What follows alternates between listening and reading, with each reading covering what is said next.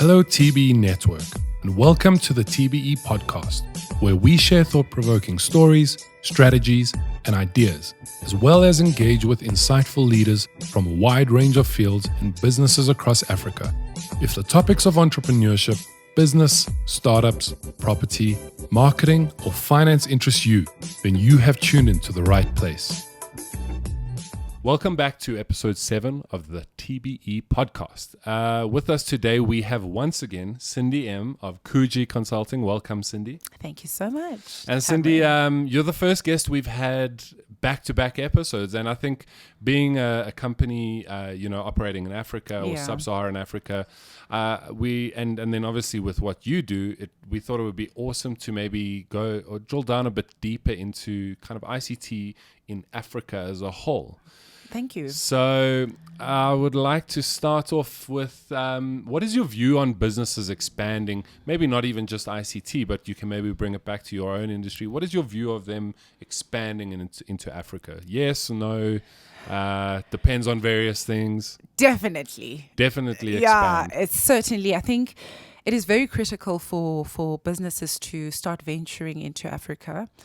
I think, as you may know, Africa currently trades with the Eurozone, about 73% plus minus of output between Africa and the Eurozone. So Africa is currently not trading within itself, right? Which is a huge problem, because all it means is that Africa will continue to depend on global markets and developed markets to sustain their GDP.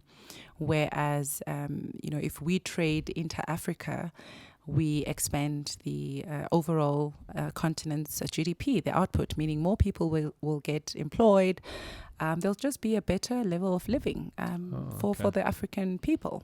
Right. So apart from that, I think what I do find is that a lot of SMEs are scared to go trade in Africa. You find Nigeria trades with Nigeria or neighboring countries. South Africans trade in South Africa, and there's also always that belief that, if you haven't made it successfully in your own country, why must you venture into either global markets or the Africa market? And that narrative needs to completely change, because there's huge opportunity, particularly with the Africa Free Trade Area that's launched last year. If I'm correct. And it was, it's the whole AFCFTA was meant to make it easier for African businesses to trade with each other within the African continent. So my view is that more SMEs must not shy away from doing business in Africa. The opportunity is there. Policy is aligning with, making an easier environment for trade within the continent, obviously with various challenges. It's so interesting, because as I asked the question, I was like, in my own head, just completely subconsciously thinking of it from the benefit of the company expanding into Africa. But correct.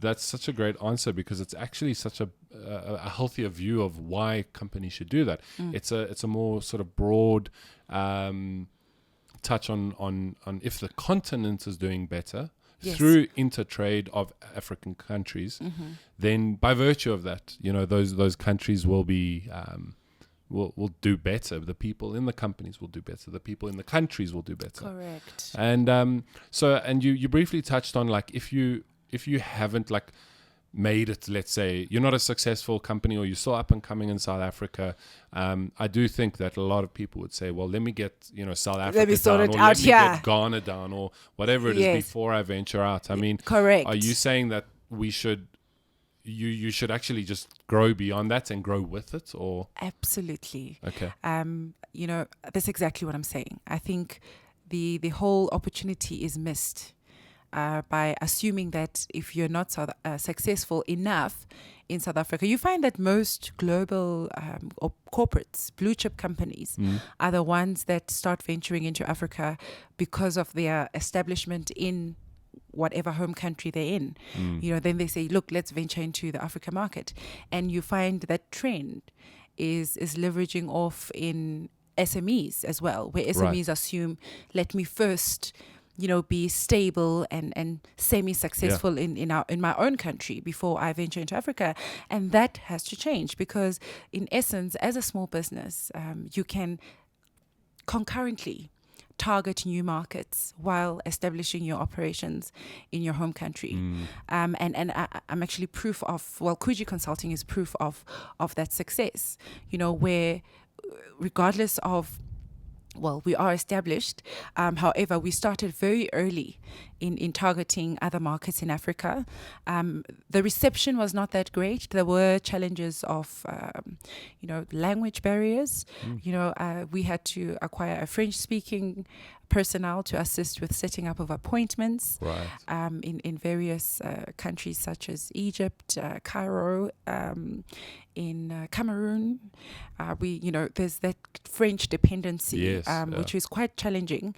So you have those various minor challenges that you can really overcome, because we do have a South Africa that has a diversified language expectancy. We've got French, we've got Portuguese people. It's just a matter of trying to find the right person to assist with opening those markets. But nothing should prohibit a venturing opportunity in Africa. Right. I mean, there are those like sort of non-specific things or logistical issues, that you don't always remember. I mean, cultural barriers, language barriers. Correct. I mean, it's definitely if you're just operating in your home country, it's familiar, it's comfortable, Correct. and you can just move and flow with that. But there are all those. And now if we bring it, sort of narrow it down to the ICT industry, how are original equipment manufacturers in the ICT industry creating trade opportunities for SMEs in the African market? Very good question, because, this is what SMEs don't actually realize, that original equipment manufacturers such as your Hewlett-Packard or your Cisco's or your Ruckus or your, various international brands that are typically sold within the mainstream economy in South Africa are constantly looking to promote their brands in Africa. And the opportunity is missed when an SME from South Africa is not attaining business in the various African markets based on the assumption that they would be going in there all by themselves. In essence, I'll give you an example. I'll say X company so that we're not being biased in who we're promoting.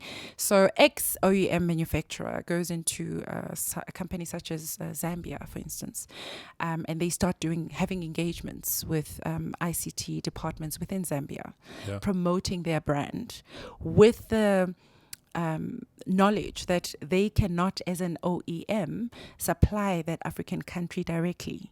They would either need to appoint a local organization within Zambia, or but they would need to work through a reseller model, because that is just how the distribution model works in the ICT industry. Similar in South Africa, we as resellers of those brands have to work through your Comstech and your X's and TAS's. There's probably about 4 or 5 major distributors to resell the solution. We cannot necessarily go directly to the OEM.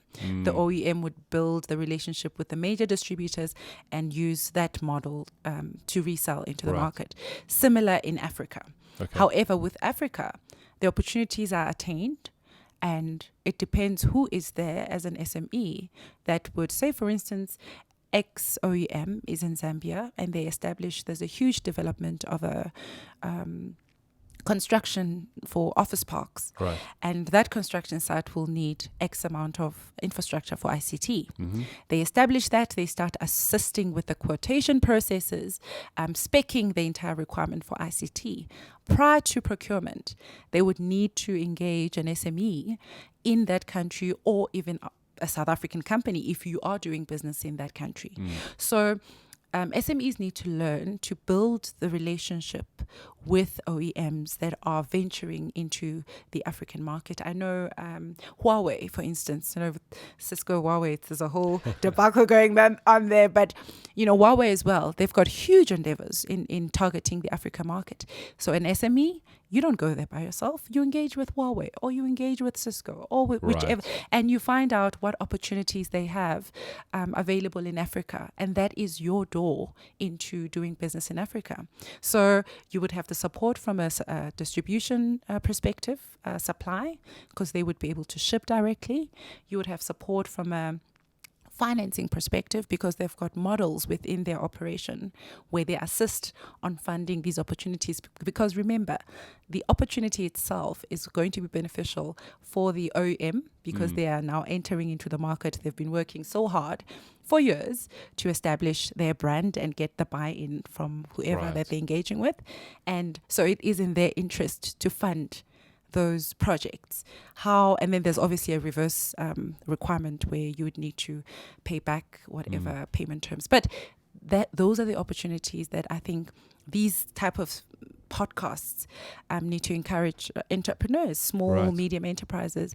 Nothing stops an SME from doing business in Africa. And it's not even that difficult. It's really just establishing those links. Well, as you say, I think even just being aware of those distribution models, I think is a step closer to understanding how to then start doing business in Africa. Correct. I think sometimes if you look at the desire to want to branch out into Africa, it can be overwhelming. Correct. And you kind of just see this whole object that lies in your way. Correct. But if you start to actually dig and learn some more and obviously speak to knowledgeable people like yourself about how you've done it, then they're a step closer. And but still talking about barriers, what would you say are the main barriers in terms of payments? For sort of inter countries Africa in trade, Africa, and how is the AFCFTA? How are they playing a role in that? Very good question again. And I know the Secretary General, I hope he gets to watch this. But the AFCFTA is mainly to assist the inter-Africa trade. And one of their focus points is ensuring that payment is done in a much more efficient manner. And there's quite a number of challenges that were identified by the AFCFTA consortium, where they are currently working to hopefully get to a point where Africa trades with one currency, which will eliminate quite a lot of those barriers of Forex. Yes. Yeah. Would that be an African currency, or would it be a foreign currency like the dollar or... Look, I think the discussion here is to have an African currency. How long that would take is one thing, but there's different mitigations that have taken place with the last engagements that we've had with the AFCFTA, where they've reasoned on making it easier by engaging financial institutions such as your standard banks and so forth, because they do have footprint in some African countries. And they're now coming up with models or you'd say products that are going to speak to that challenge of transacting across various countries that have different currency. And what I've learned quite recently, actually, from the Sunday papers on this past Sunday, there was an article that spoke about Nigeria adopting a Bitcoin blockchain? No? Blockchain. Blockchain. Yeah. Blockchain. A blockchain. There's so many terms, eh? Blockchain currency. So Nigeria has now officially accepted at government level blockchain currency as a trading currency within the country, which is a huge step for Africa towards this new generation of making it easier to transact and do business in the rest of Africa. And I'm quite sure the FCFTA would pick up on that and see if it's something that would be interesting to other African countries. But certainly the inter-Africa trade payments, they take long. Previous experience, if you're working with 100,000 rand project or deployment, that's like minimum. It would take you weeks upon weeks, not in maybe more than a month. Why to is that? receive. I mean, you can get, money from overseas companies faster than that. Correct. Well, it's just the infrastructure that Is doesn't it? allow, and, Okay. and the various currency, change in currency and the forex. That's a barrier. And what you find as well is that banks, they also depend on the operations in that respective country. Right. So what infrastructure does Nigeria have versus what South Africa have? And does this particular bank have a presence in? So it is easier if you're working through a standard bank, for instance, and the country you're doing business within that particular African country has a standard bank branch. But it is still a very long process than a simple click in comparison to doing business within your own country or doing business with other developed markets. Right. But what's cool is that it seems that even though that is the case, and we've got all these countries that are kind of like underdeveloped and or behind the curve, including us, what I'm taking from the conversation with you is that there is an awareness of that at least, Yes. and a want to sort of actively and consciously improve it now, and not improve it with bringing in external countries, but rather keep it within Africa and improve Africa with Africans and African business. Correct. Right. And really, just to add to that, there's quite a lot of events that are taking place within the continent, Right. where without reliance on OEMs, there's a drive towards establishing local content where, SMEs develop their own technology. There's a lot of science and technology expos where they that are inter-Africa trade based, and those technologies, there is one particular, I just can't remember the name, where the technologies that would win in these competitions would then be made available to African countries. And therein is a new ecosystem of Africa using African content and not necessarily relying on OEMs to bring in that technology. So it's a huge drive where, if you're a South African business and you've got your own developers and you've developed an innovative technology, whether it's hardware, whether it's IoT devices, or whether it's software related, you actually have an opportunity, particularly with the AFCFTA structures that are pushing the agenda of inter-Africa trade, to go sell your product in any other African country without wondering whether there would be a success in it. Just go out there and test the market. Well, I think that's very encouraging, and I think to wrap it up, we'll definitely at the end, we'll talk about how people can reach you, and if they've got any, I'm sure, like me, there's lots more questions about into Africa trade now that people can ask you. But I want to just change gear slightly and talk about Cugy and TBE. Okay. Now, I heard a story about Where? how you ended up at TBE. Okay. And I don't want to butcher it or anything like that. Yeah. So can you please tell us about your first interaction with TBE? Wow. It's such a beautiful story. Okay, so TBE had a competition, and I was competing amongst the most well-spoken young men and women who are also business owners. And it's quite a long time ago. I think we're tracking back to 2014, early inception of the organization. And I remember we had to pitch our businesses to TBE. And in that process of pitching, there were going to be one winner. And the winner would be given access to your offices for 6 months at no cost. Whilst it was a marketing initiative from TBE, I think it certainly created an environment that enabled my business to flourish the way it is at the moment. So I did my amazing pitch. I sold it to the crowd and everyone cheered, and I got my ticket into TBE. So how long have you have you been with TBE now? Sure, it's a very long time. I think it's actually more than 8 years. Okay. Yeah. And I mean, in the previous episode and kind of off camera, we've Yes. spoken about, how you're hiring and your team is growing and you want to Correct. continuously do that. Yeah.